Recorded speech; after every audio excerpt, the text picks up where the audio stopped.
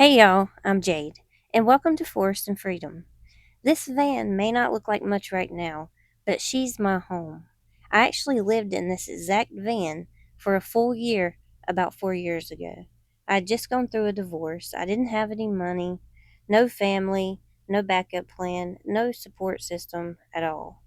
So I built it out the best I could with whatever I could find, which was basically nothing. It wasn't fancy, but it got me through one of the hardest chapters of my life. That's why this van is so sentimental to me. And honestly, if the engine were to blow up tomorrow, I'd replace the engine before replacing my van. We've just got too much history. Since then, I've gutted everything out and I'm ready for a fresh start. But this time, I want to take my time and make it feel more like me. So ignore this wall and the shelf and the junk. It's all going away soon, so that way I have a blank canvas. My new vision for this van is a forest cottage on wheels. Warm wood, earthy tones, cozy nooks, and nearly everything will be built using salvaged or secondhand materials. Slow, soulful, and scrappy. So I've been gathering materials for like over the last year, collecting pallets, taking them apart so I can reuse the wood, old furniture. People are always giving away old furniture. You can take the furniture apart, sand it down, cut it to whatever size you need, and there's some free wood. Keep a check on Marketplace. People are giving away scrap wood. Um, Dumpsters. I find a lot of scrap wood in dumpsters and salvage yards, and yeah, you just have to keep your eyes open and take whatever you can get for free because wood is expensive, and I don't plan on buying any wood unless I need something in particular that I just can't make from the materials I already have. I've started slicing some scrap wood and some actual tree logs into thin tile like shapes to use as lightweight faux tiles. Once they're sealed, they're water resistant and perfect for van walls or backsplashes. I rescued a huge box of vintage brass hardware at a salvage yard that was going out of business. I'll be using these on cabinets and drawers throughout the van, and some can be used for towel hooks. Uh, Lots of ideas for these. I received these two metal cabinets for free. I'll be cleaning them, painting them, maybe decoupaging something pretty on the fronts, and adding a handmade wood countertop. I'll be removing the feet so they're shorter and will fit better, since my van's interior height is only about 4 feet. Bonus, they're metal, so I can stick magnets to them. Super handy for storage. As part of the layout, I plan to use this old vintage desk. I'll remove the legs and repurpose the long drawer to fit into like a wall partition I'm building behind my bed. It's kind of hard to explain in words, but that wall will stretch across the van and act as a counter too, so that way I can do some crafts and such. And I will add a new top to span the full width. And then it'll just give me a drawer, a workspace, and a pretty place to decorate with natural wood. Because drawers aren't simple to build, okay? So that's why I'm glad to find the metal cabinets and to reuse the drawer portion of this desk. So from the first van build, I still have a few essentials that I kept. I have a storage unit. I have a portable toilet. I'll put a picture here or here somewhere. I also have a DC fridge. It's in the shape of a cooler. I'll also put a picture somewhere. And they both still work great. I use them both for a solid year. They never failed me, and so I kept them in storage. And I've brought them out and used them on a few camping adventures since then. And yeah, they still work. So I'll just be reusing those. And I'll pop a link down in the description I'm not affiliated or anything, but that way you can see how much they were. I bought them on Amazon, and they're not any particular name brand, just the cheapest I could get at the moment. And then I also have a few other things in storage. I have some cast iron cookware, Dutch oven, because I like to cook over the campfire. And I have a portable Blackstone grill. And I have a miniature, it's like a tent um, wood stove. Okay, you can put it in your tent. It's really neat. And then I also have something I picked up at the thrift store recently. Well, it's been several months ago, but it's one of those flameless uh, blue wave propane heaters.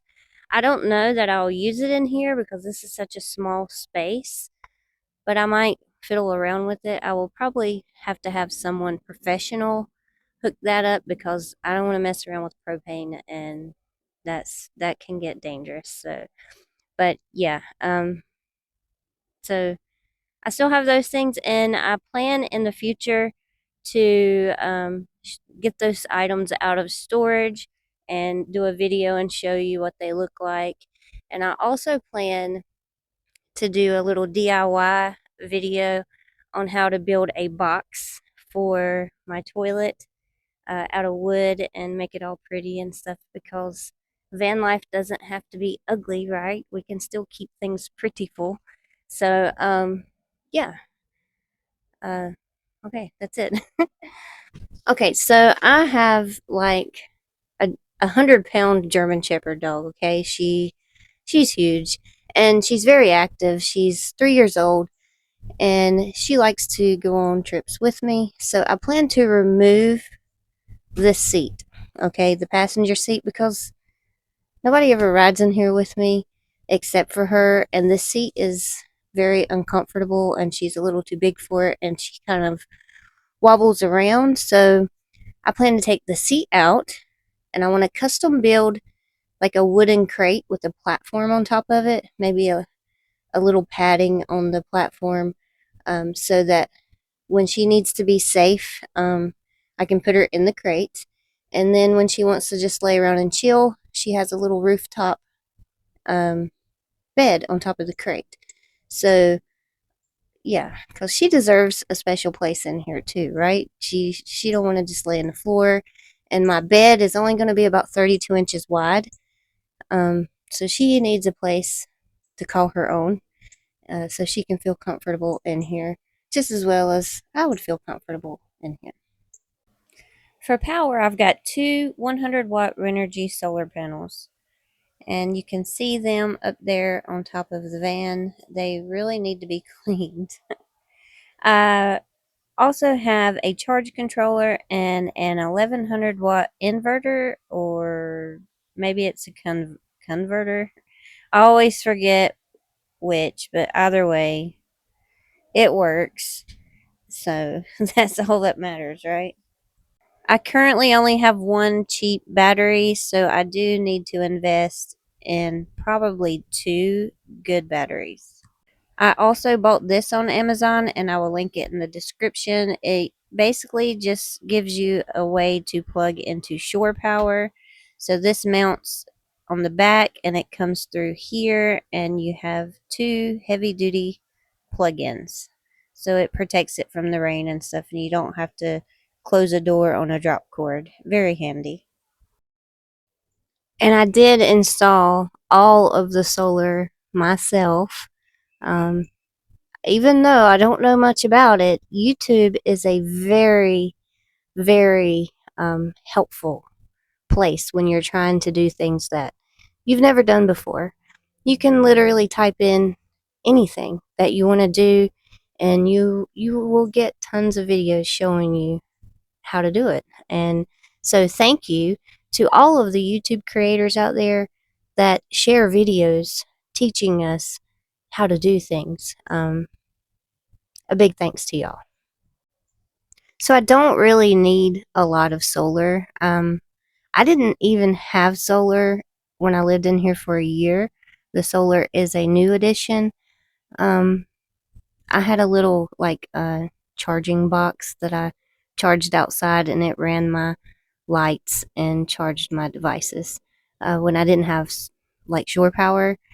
So I believe these 200 watts are going to work perfectly for me because, again, I just need to charge my devices and have some lights at night. Everything else I do is completely powerless. So for TV, I have a projector, and I did have the projector for the year that I lived in here. And I have just a little white screen that I pull down and use my projector and watch TV. It connects to my phone and it connects to my laptop.